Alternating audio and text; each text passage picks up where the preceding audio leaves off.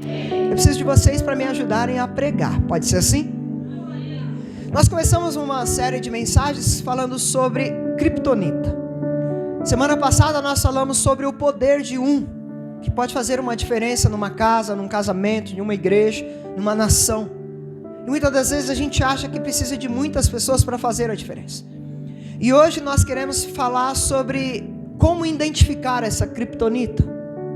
Preciso hoje que a gente esteja bem afiados.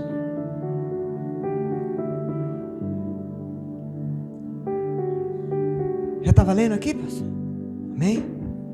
Deus abençoe você que está em casa aí. Se inscreva no nosso canal, deixa um like, curte, compartilha, manda nos grupos aí de WhatsApp em nome de Jesus. E hoje nós queremos falar como, destruir o que rouba a nossa força. Muitas das vezes, irmãos, a nossa vida poderia estar deslanchando e ainda tem coisas que têm roubado a nossa força, roubado a nossa energia. E eu queria ler com vocês 1 Coríntios 11:30, depois os irmãos vão compartilhar ali, diz assim, por isso há entre vocês muitos fracos e doentes, e vários já dormiram. Repita comigo, fracos, doentes e dormiram. De novo, fracos, doentes e dormiram. E a pergunta que está no nosso parâmetro já que nós somos filhos de um Deus tão incrível, tão poderoso, já que nós somos filho do Deus que criou todas as coisas, será que nós não deveríamos ter uma vida extraordinária?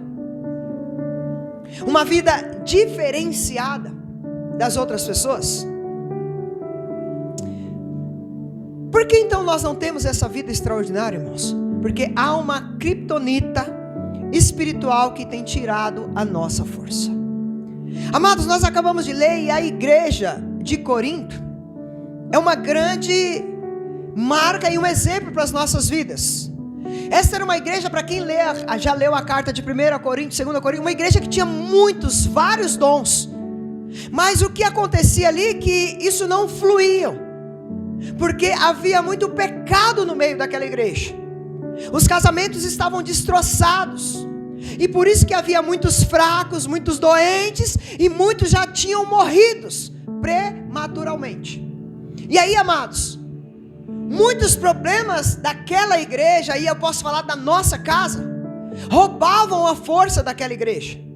É interessante que naquele lugar que tinha tantos dons espirituais, tanto poder de Deus, ao mesmo tempo tinha muitas divisões. Ali tinha muita imoralidade, muito egoísmo, pessoas só pensavam em si mesmo. E hoje nós estamos vendo muitas famílias sendo destroçadas, porque às vezes o homem só pensa nele, a mulher só pensa nela, os filhos só pensam neles, os pais às vezes só pensam neles. Na igreja, pessoas só pensam em si mesmo. E aí, amados, se nós fizermos uma comparação entre a igreja de Corinto e a igreja primitiva de Jerusalém, vocês vão ver que uma transformava a sua cidade e as cidades vizinhas, mas a outra estava se destruindo por si só. E muitas das vezes, irmãos, isso está acontecendo conosco. A gente vê famílias abençoadas, casamentos abençoados, igrejas abençoadas, e às vezes a nossa está à beira da destruição. E aí, amados, é tão interessante que os cristãos daquela época, da igreja primitiva, quando eles andavam pelas ruas, as multidões chegavam a colocar os enfermos para que somente a sombra de Pedro passasse ali, eles fossem curados. Amados, eu quero declarar isso. Levante a tua mão sobre a minha vida, sobre a tua vida, sobre o meu casamento, sobre o teu, sobre a vida desta igreja. Eu e você temos uma autoridade para passar nos lugares e levar cura no nome de Jesus, amados. Não vamos deixar essa kryptonita roubar a força que o Senhor nos deu. Irmãos, eu fico imaginando, se só a sombra já curava, imagina o culto dessa igreja, irmãos. Imagine as células desta igreja. Imagine a comunhão dessa igreja. Imagine a oração da fé dessa igreja. Coxos levantavam, as portas de emprego eram abertas, irmãos. Irmãos, eu tenho um sonho de ver isso acontecendo a cada dia no nosso meio, nessa igreja, nas nossas casas, amados. A minha pergunta é, diante do que nós falamos, será que a nossa igreja, a nossa família é mais parecida com a igreja de Corinto ou com a igreja primitiva? A igreja de Corinto, divisões, bagunças, irmãos processando uns aos outros.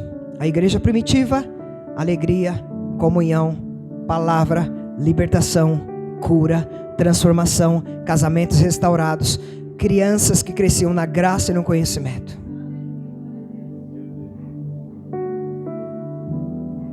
A minha pergunta é, nós temos aqui, graças ao bom Deus, uma igreja que não é só deste bairro, mas uma igreja que está espalhada por vários lugares aqui.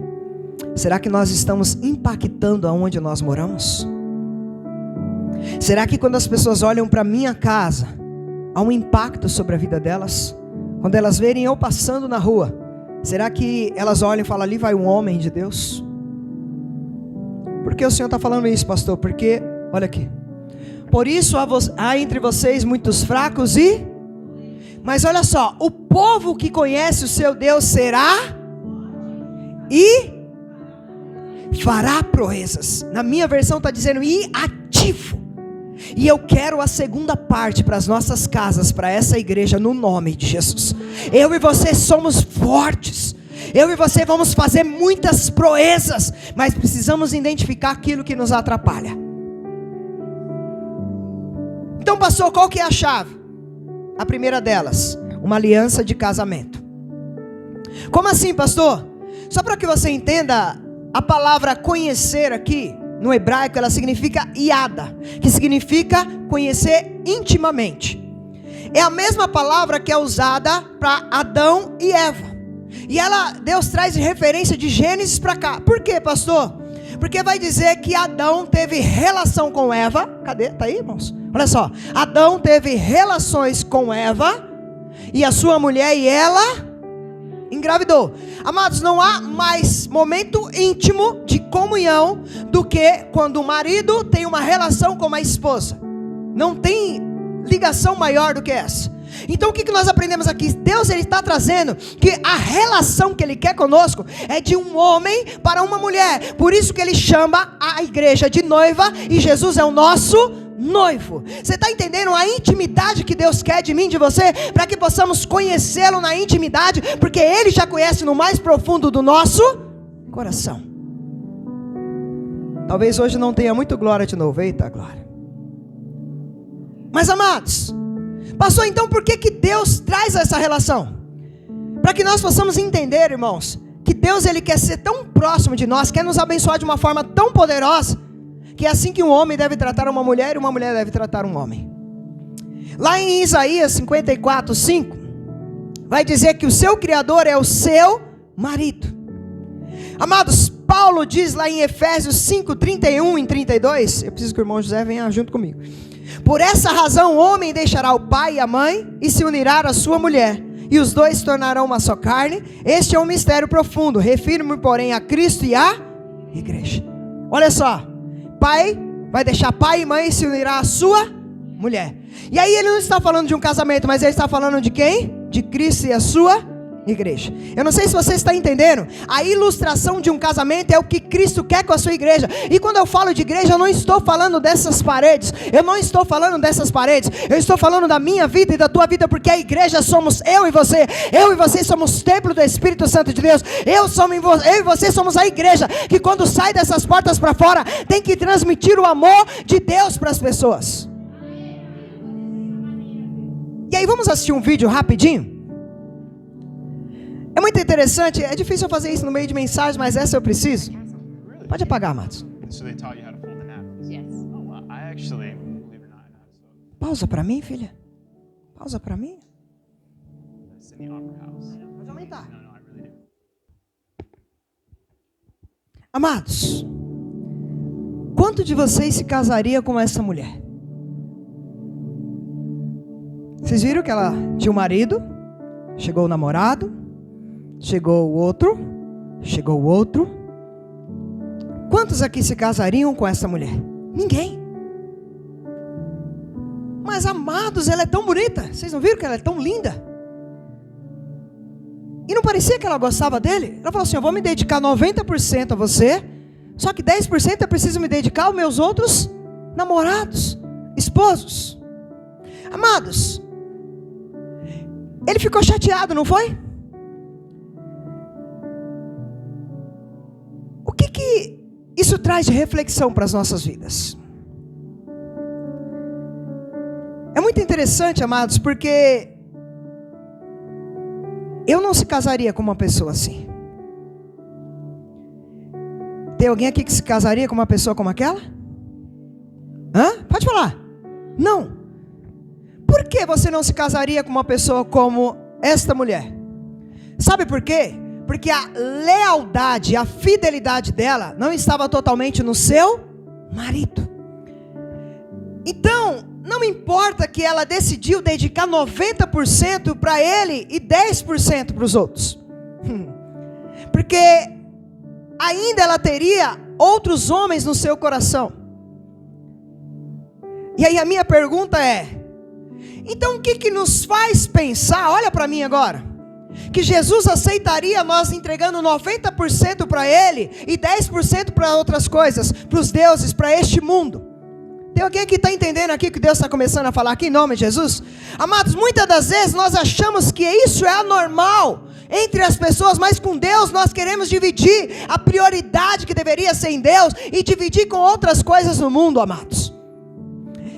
É muito forte isso, irmãos, porque nós acreditamos que Jesus vai voltar para buscar a noiva, e é uma noiva assim. E eu posso te fazer uma pergunta, Jesus vai buscar uma noiva assim? Não, amados, a Bíblia vai dizer que Jesus vai buscar uma noiva remida, lavada, imaculada no sangue do Cordeiro. É a única que se dedica somente a Ele. Eu não sei como está a tua vida aqui essa noite, mas eu tenho algo muito forte para te dizer. Enquanto você estiver dividindo aquilo que deveria ser só para Deus, as coisas não vão acontecer na sua casa, na sua família, no seu casamento, na vida dos seus. Os seus projetos não darão certo, sabe por quê? Porque a sua prioridade ainda não está totalmente em Deus. Falei que hoje não teria muitas glórias.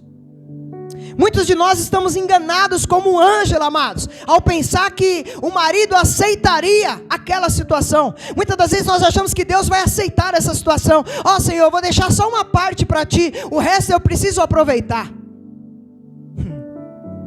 Amados, nós precisamos entender, e aqui para as mulheres, como uma mulher, ela se veste de branco, se prepara para o casamento e ela anda no corredor da igreja, até o altar, ela está dizendo para o mundo e para os demais homens que existem, que a partir daquele dia, ela está totalmente livre somente para aquele homem que está esperando ela no altar. Ela a partir daquele dia não é mais de homem nenhum. Assim deve ser a minha vida e a tua igreja. Assim deve ser a vida da igreja. Ela deve ser dedicada somente ao Senhor Jesus, amados.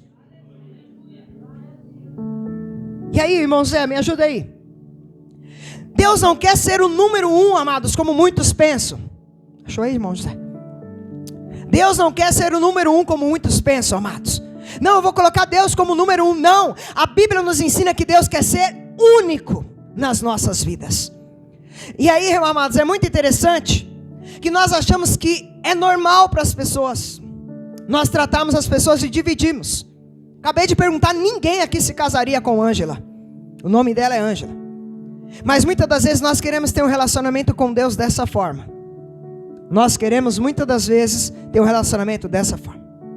Então, amados, eu fico refletindo e preparando essa palavra. Se nós não aceitamos o comportamento no que diz a respeito ao casamento, por que nós fazemos isso então a respeito da nossa vida espiritual?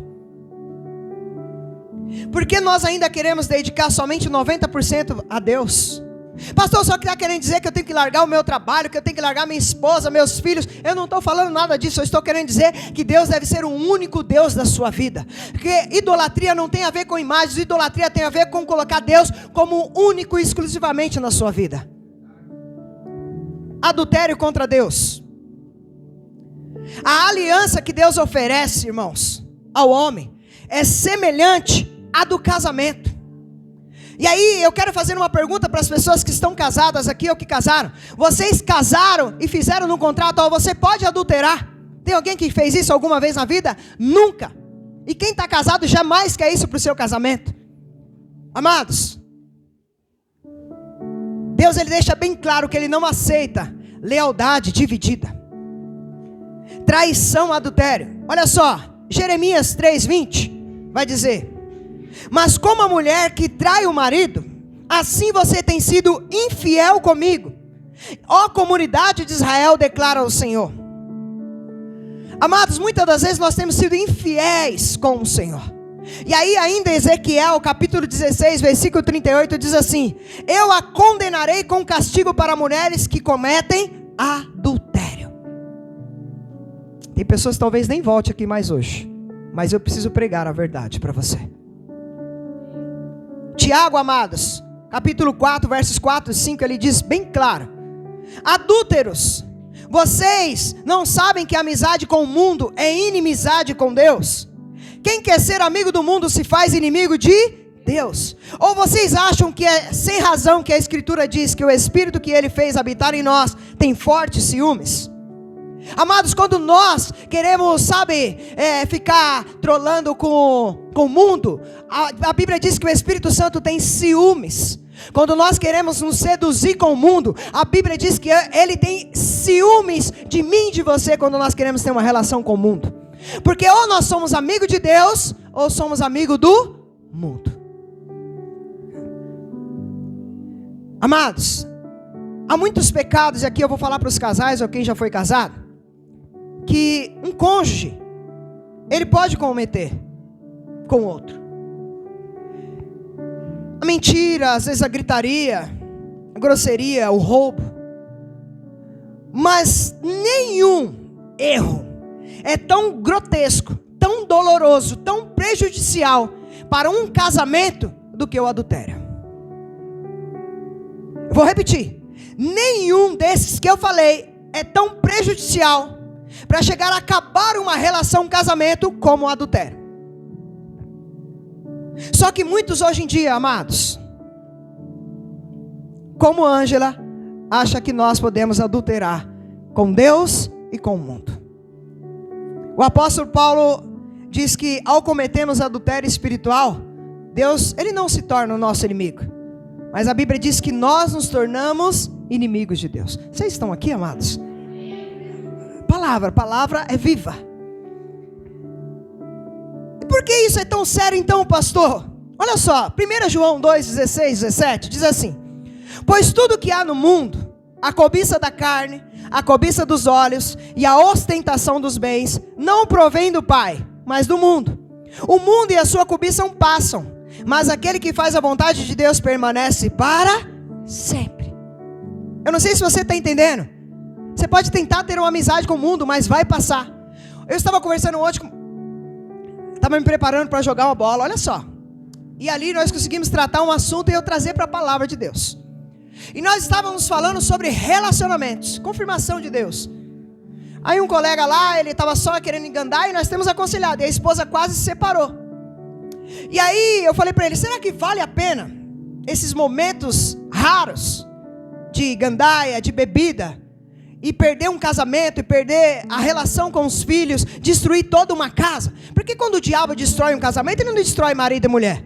Ele destrói os filhos, os avós, os sogros, os sobrinhos, os cunhados, é toda a parentela. E aí é tão interessante que eu falei para ele: isso é muito passageiro. E ele falou: realmente. Quando dava 2, 3 horas da manhã, a tristeza batia, pastor.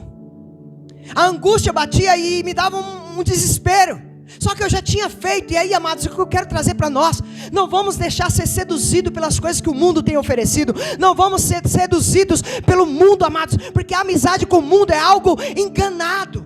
Ele nos engana. A Bíblia vai nos ensinar que quando a serpente oferece para Eva, ela oferece e fala: tá aí, come que vocês vão ser igual a Deus. Mas quando ela come, sabe o que a serpente faz?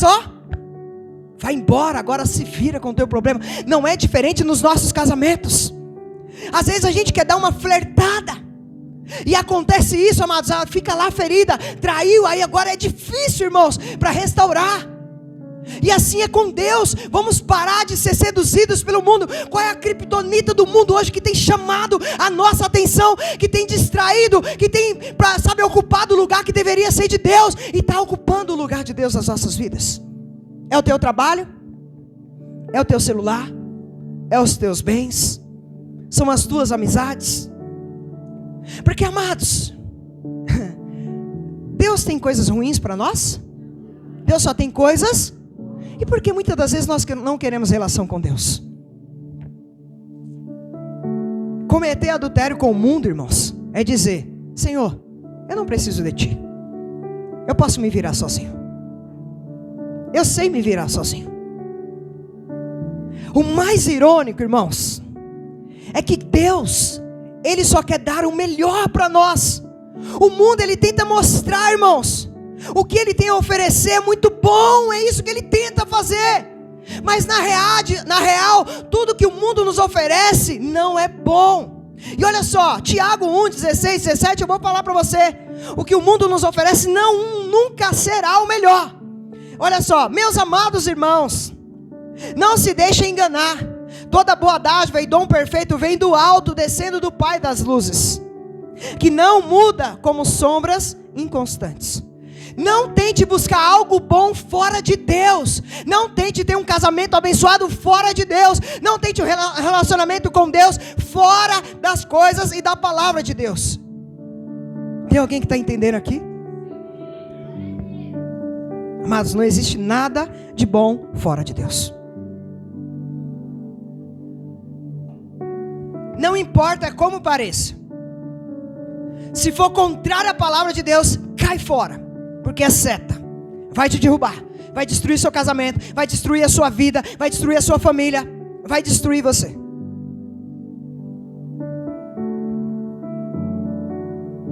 Provérbios 14, 12 diz assim: Há caminho que parece certo ao homem, mas no final conduz à morte. Cuidado com os métodos sedutores do mundo.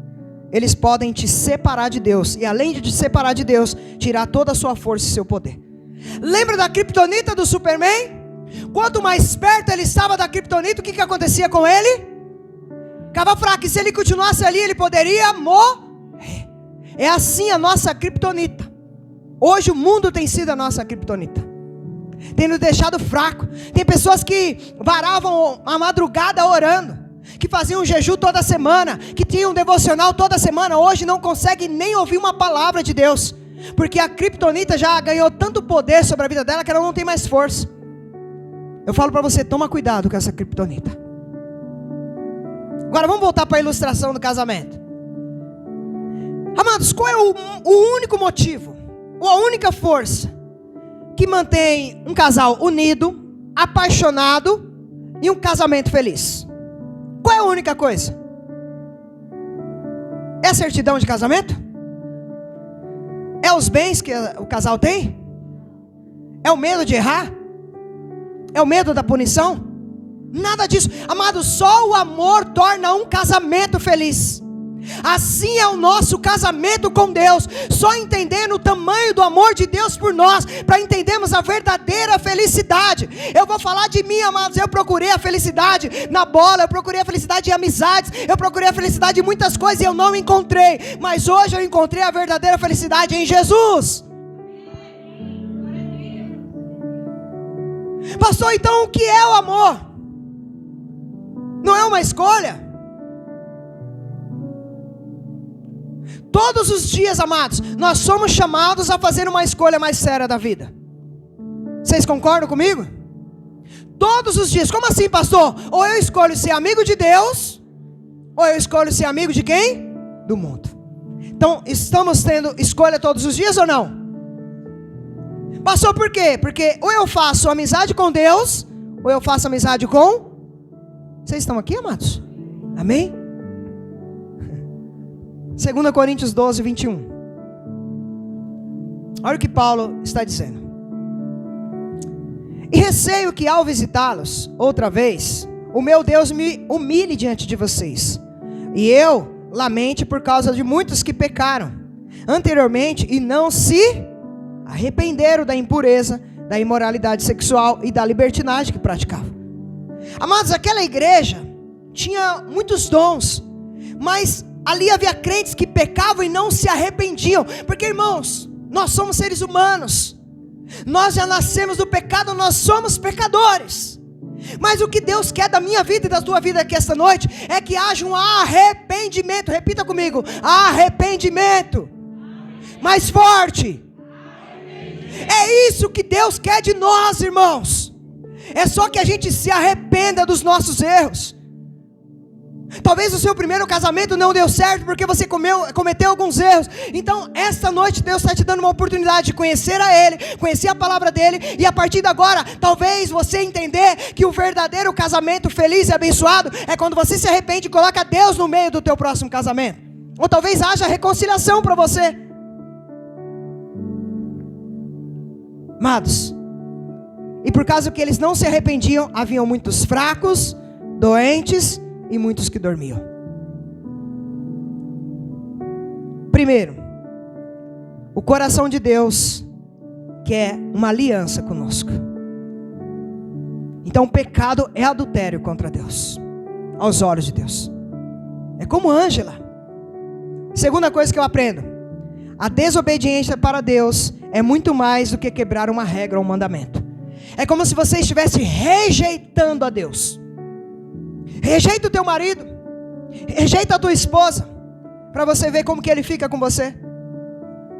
Amados, nós precisamos aprender uma coisa. No fundo, todas as pessoas sabem o que é certo e o que é errado, porque é agravado no coração de todos. Uma criança, quando faz coisa errada, ela sabe ou não sabe, amados? Ela sabe. Então não tem desculpa quando nós erramos, irmãos. Nós temos que reconhecer e se arrepender. Outra coisa que eu aprendo: Deus não mudou. Deus não mudou. Se Deus não mudou, pastor, o que isso implica para a minha vida? E aí eu vou ser bem claro aqui, irmãos, e bem taxativo. A Bíblia ensina que o casamento bíblico é entre um homem. Então, se há um casamento que não é entre o homem e a mulher, ele está de acordo com a palavra de Deus? Então, se eu estou insistindo nisso, eu estou querendo ir contra Deus.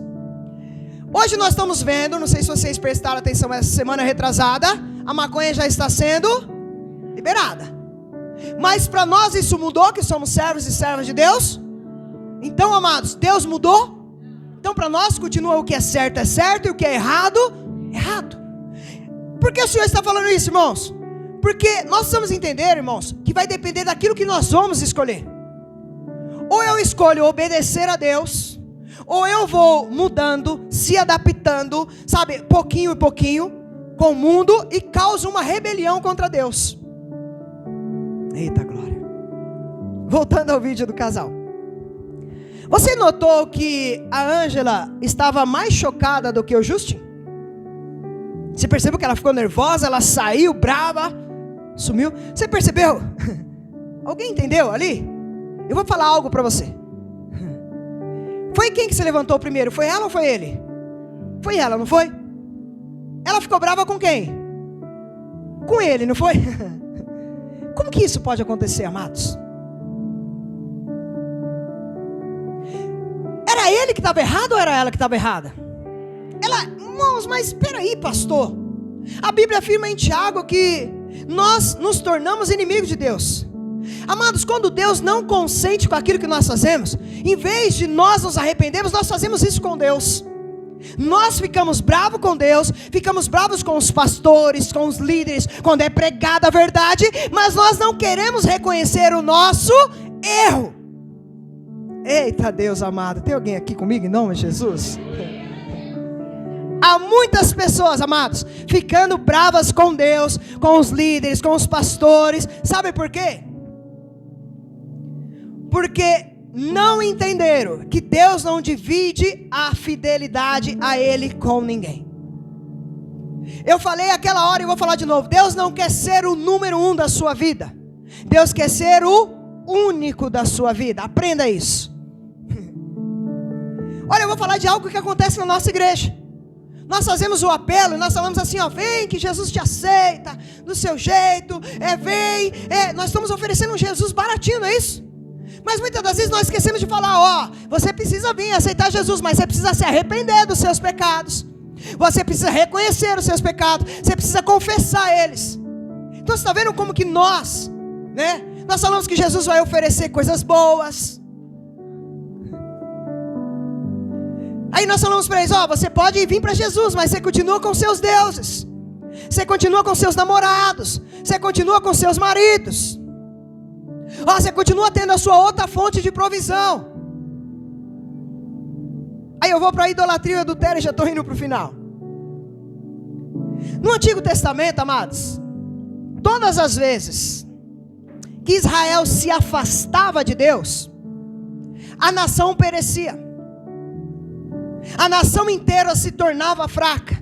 Assim é na minha vida e na tua vida. Assim é os nossos casamentos. Assim é a vida da igreja. Todas as vezes que nos afastamos de Deus, pode ter certeza que algo ruim acontece, porque nós ficamos fracos. Mas é tão interessante que todas as vezes que eles se arrependiam, eles se tornavam fortes, amado.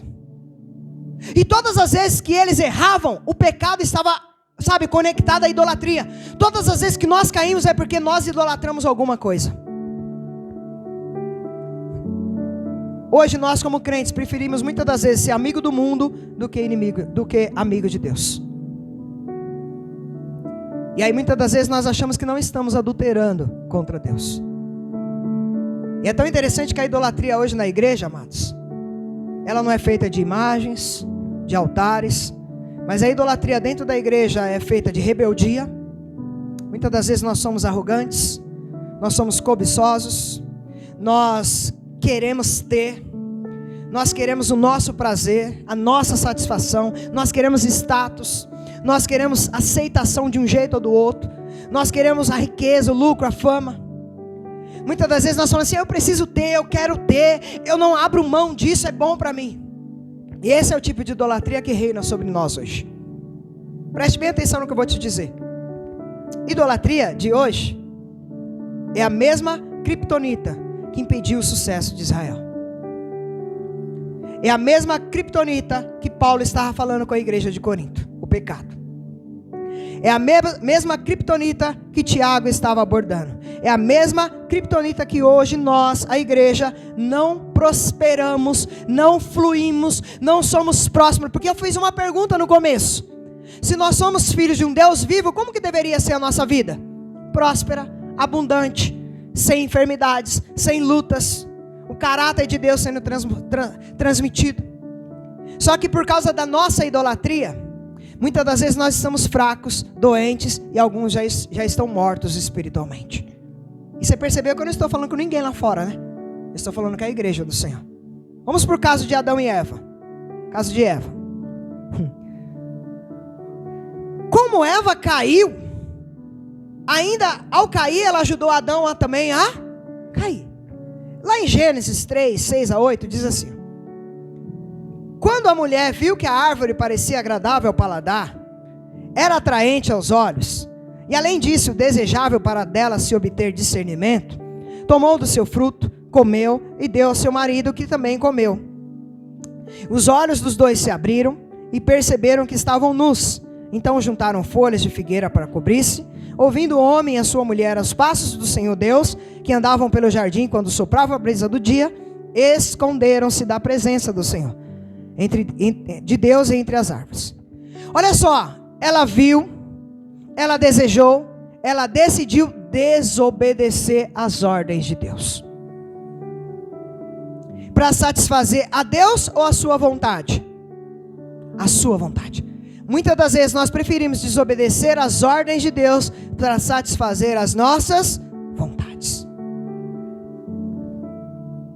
Muitas das vezes, irmãos, Eva foi infiel, ela rompeu o relacionamento com Deus, e vai dizer que eles se esconderam, e por isso ela decidiu fazer a sua vontade. Sabe o que ela estava cantando? Não foi o que nós cantamos: seja feita a tua vontade, assim na terra como no céu. Ela estava falando assim, seja feita a minha vontade, tanto na terra quanto no céu.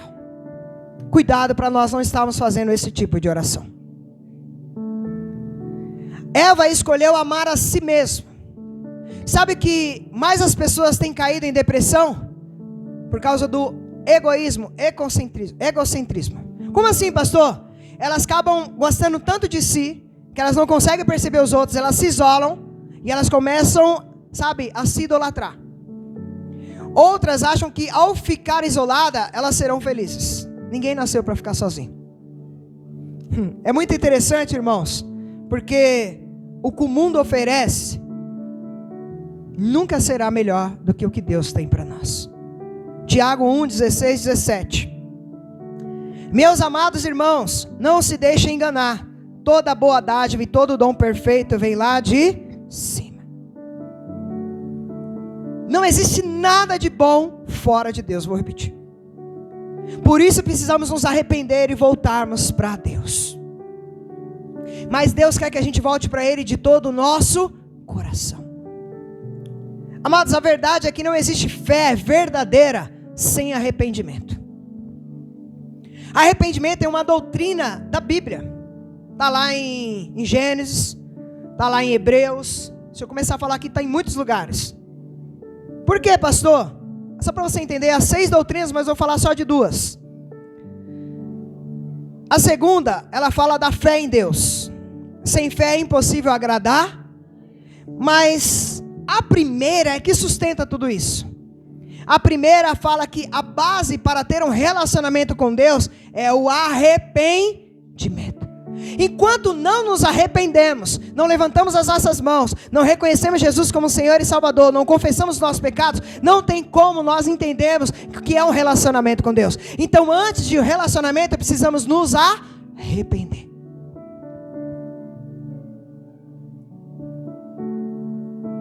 Por quê, pastor? Porque a pessoa que realmente se arrependeu, irmãos, ela diz assim: eu tenho vivido para a minha vida, para realizar os meus desejos, as minhas vontades, mas agora chega! Sabe, a partir deste momento eu não quero viver mais para realizar as minhas vontades. A partir de hoje, Senhor, eu quero entregar a minha vida para Ti. A partir de hoje eu quero que a minha vida seja Tua, Senhor Jesus. Essa é uma pessoa que se arrepende. A diferença, irmãos, entre quem se arrependeu e quem não se arrependeu, eu vou dizer para você. Olha, uma pessoa sem arrependimento, ela fala assim: eu escolho o que é bom para mim. Sabe, o que é certo, o que é melhor para mim. Deus não precisa se meter nas minhas coisas. Mas um crente arrependido, ele fala assim: eu escolho o que o Senhor quer para mim, porque o que o Senhor tem para mim é melhor do que a minha vontade, porque a tua vontade é boa, é perfeita e é agradável. A vontade de Deus para você aqui, meu irmão e minha irmã, que essa noite, convidados, é boa, perfeita e agradável. Deus está querendo te tirar dessa situação esta noite. Deus está te mostrando a criptonita que tem te atrapalhado esta noite. Identifique ela esta noite. E aí eu vou logo para o final. 1 Coríntios 6, 9 a 10 diz assim, ó: vocês não sabem que os perversos não herdarão o reino de Deus? Não se deixem enganar. Nem imorais, nem idólatras, nem adúlteros, nem homossexuais, passivos ou ativos, e nem ladrões, e nem avarentos, e nem alcoólatras, e nem caluniadores, e nem trapaceiros herdarão o reino de Deus. Muitas pessoas acham que... Eu vou dar um exemplo. Graças a Deus, nas últimas semanas, várias pessoas têm, quando nós fazemos o apelo, têm levantado a sua mão, têm vindo aqui, têm feito uma oração de arrependimento, de confissão. Mas a libertação não é da noite para o dia. Não é porque você levantou a sua mão, você reconciliou, você aceitou Jesus, que agora vai fluir tudo muito bem para você. Não é assim na nossa vida, porque agora tem um processo. Depois da oração, depois da confissão, depois do arrependimento. E aí a minha pergunta é para você: qual é a motivação do teu coração aqui essa noite? Eu vou lá porque fulano me chamou, está me enchendo o saco. Eu vou lá porque se eu não for, o pastor vai me mandar mensagem. Eu vou lá. Não, a minha resposta é: eu vou lá porque eu preciso de Jesus. A minha pergunta é: por que você quer ser livre essa noite? O que realmente você deseja de Deus aqui essa noite? Que Ele te use, que Ele te abençoe, sabe, para que a sua família se converta, os seus filhos, a sua esposa, seu marido, para que você leve muitas pessoas a Cristo. O problema está na motivação do meu e do teu coração, amados, porque Deus conhece o nosso coração. Amados, preciso dizer algo muito duro para você. Não tem como nós irmos para o céu sem arrependimento. Muitos dizem assim, pornografia. Bem, quase todo mundo está preso à pornografia, pastores, líderes e muito mais. Isso é normal? Não é normal. Isso é pecado. Isso, aquilo, é pecado. Não existe pecadinho, pecadão. Existe sim um coração contrito em Deus, que quer se libertar, que quer abrir o coração para Jesus entrar. Isso sim existe, amado. Porque ele sabe que sozinho ele não consegue lutar contra a criptonita que tem na vida dele. A minha pergunta de novo para você: qual é a criptonita essa noite que tem te atrapalhado de você voar voos altos, de realizar os seus sonhos? Irmãos, nós decidimos desde o dia que Deus chamou esta igreja, aí é que vem, a Cristo vive em nós.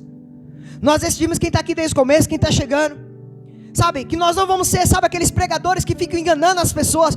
Vem aqui que Deus vai te dar um carro, que Deus vai te dar uma chave da casa ou da apartamento. Nós tivemos uma palavra com Deus, nós nunca faríamos isso. Não só eu, como todos que têm pregado aqui. Sabe por quê, amados? Porque muitas das vezes, se nós pregarmos isso, nós vamos prestar conta com Deus, e a tua vida não vai mudar. Sabe por quê? Porque eu quero estar inocente, como pastor dessa igreja, inocente do sangue de cada um. Por aquele grande dia o Senhor me chamava e falou assim: você não pregou a verdade, você não ensinou os seus obreiros a pregar a verdade.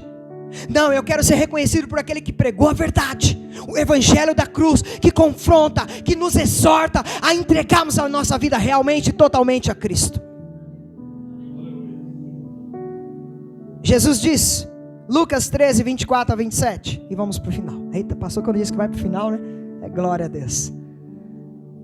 Olha só: esforcem para entrar pela porta estreita, porque eu lhes digo que muitos tentarão entrar e não conseguirão.